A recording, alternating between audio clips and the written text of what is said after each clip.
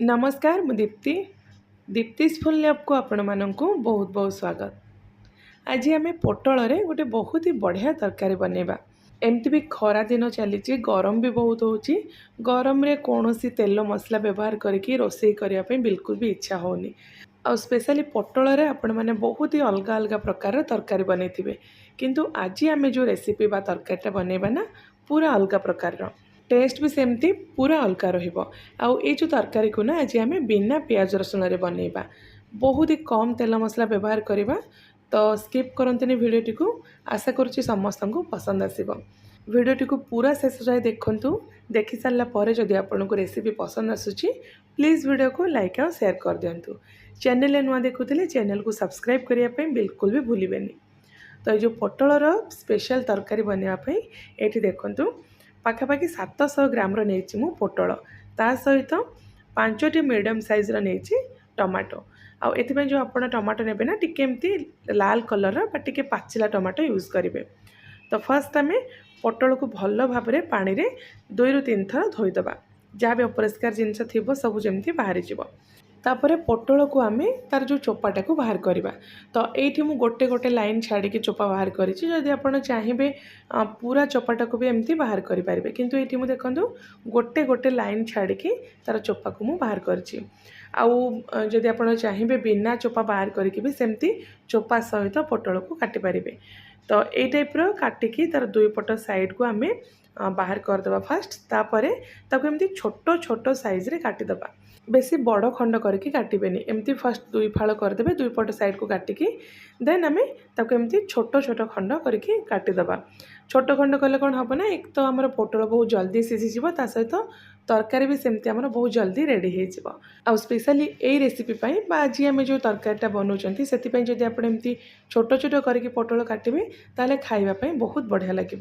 तो सबू पोटल को काटी सारा पर आप साइड रखिदेवे। नेक्स्ट एमती गोटे मसला बटा ग्राइंडर जार रे ये देखूँ 5टी मीडियम साइज्र पाचिला टमाटो मुझे तार मंजी सब आप बाहर करदे। तापर एमती रफली ताको काटिदेवे।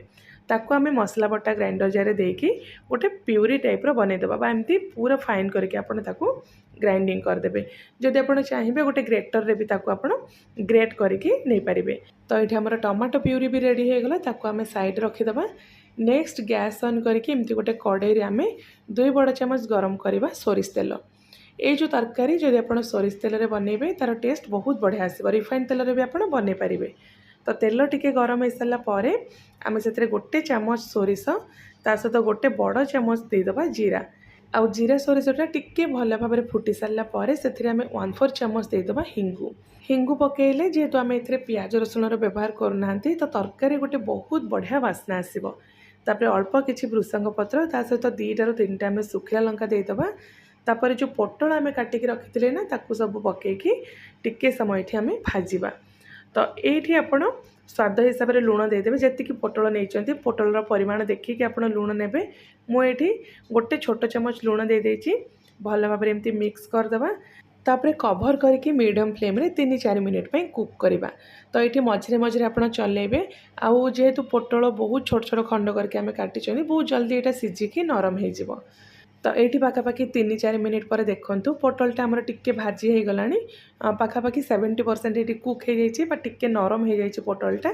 तो एबे आम कौन करवा ना, गोटे बड़ चामच अदा को आम ग्रेट करके मिक्स करवा। जदि आप चाहिए अदा को छेचिकी भी ये ऐड करें। तापर 2 छोट चामच धनिया गुंड, ता सहित ये गोटे छोट चामच टिके कम मुझे हलदी गुंड, आउ 2 छोट चामच मुझे ये काश्मीरी लंका गुंड। तापर लास्ट रे आम गोटे छोट चामच भजा जीरा गुंड देके सबू जिनस को ये आम मिक्स करदे। तो ये जदि आप बेसी राग खाऊँच कंचा लंका को छेचिकी भी ऐड करें, ना राग लंका गुंड भी आपण पसंद हिसाब से टेस्ट हिसाब से ये मिक्स करें। तो सबू गुंड मसला दे सारा पर आम यहाँ को मीडियम फ्लेम रे 1 ରୁ 1.5 मिनिट एमती भाजीदबा, जमी मसलार सब कंचा स्मेल पलैब। तो नेक्स्ट आम जो टमाटो को ग्राइंडिंग करके रखी प्यूरी बन के रखी सबू टमाटो प्यूरी को आम ये मिक्स करदे। तो ये जो तरकारी बनवाई ना आपन को एक्स्ट्रा परिश्रम करने बिल्कुल भी पड़ोनी, कि बहुत टाइम जाए मसला भी कषापी पड़ोनी। बहुत कम टाइम रे आउ इजिली आप ये तरकारीटा को बनई पारे। एमती भी खरा दिन में एत गरम रे किचन रे बेसी टाइम रही बिल्कुल भी इच्छा होनी। तो खरा दिन पे यहाँ हूँ गोटे बेस्ट और परफेक्ट तरकारी रेसिपी जोटा कि आप बहुत कम टाइम रे इजीली बन पारे। तो टमाटो प्यूरी सहित ये मुझे 1/4 कप पाखापाखि पानी देके मिक्स कर देती कभर करके आम 2 ରୁ 3 minute low to medium flame रे को कुक करवा। मझे मझे जदि हम आप टिके चलेबे। तो पाखापाखि 3 मिनिट पर ये देखूँ आप नोटिस करेंगे साइड रू टिके तेल बाहर स्टार्ट हो आमर जो टमाटर जहाँ भी एक्सट्रा मॉइस्चर थिला से सब एमती ड्राए हो। तो एबे हम कौन करवा ना एथिरे पानी ऐड करवा। तो जो पानी आपण एथिरे ऐड करेंगे बा मिक्स करेंगे पानी को गरम करके बा गरम पानी एथिरे ऐड करेंगे, ठंडा पानी बिल्कुल भी ऐड करेंगे। तो ये टिके बेसी परिमाण में आप पानी ऐड करेंगे। मुझे 3 ग्लास पाखापाखि पानी नहीं गोटे थर एमती गोले देवे। तापर फ्लेवर पाई मुझे देखूँ 2टा कंचा लंका ऐड करी। जदि आप चाहिए कंचा लंका को छोट छोट खंड करके भी ये मिक्स करेंगे। ता सहित स्वाद हिसाब से आम लुण ऐड करवा। आगुरी पोटल भाजिला बेले भी आम लुण ऐड करते आ ग्रेवी पाई आपको जी लुण दरकार आपण स्वाद हिसाब से आप एडजस्ट करके ऐड करेंगे। भल भाव में गोटे थर मिक्स करदे आ जो मसला पानीटा टिके फुटियापाई छाड़दे। आउ जितेबाला तरकारीटा आम एमती फुटीज भल भाव में गोटे थर गोटे मिनिट आप फुटेदेवे।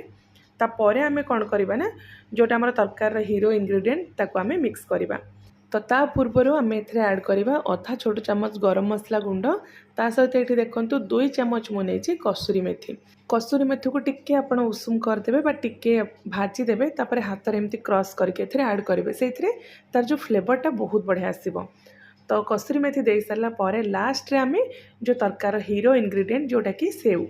तो मुझे गोटे बोल नहीं सादा सेव कौन सी अलग फ्लेवर सेव आप यूज करेंगे। प्लेन सेव जोटा सादा सेव से सेव आप यूज करेंगे। तो बेसी मोटा नहीं कि बेसी पतला भी नेबेनी टिके मीडियम मोटार जो सेवटा आसूची से सेवटा आप यूज करेंगे।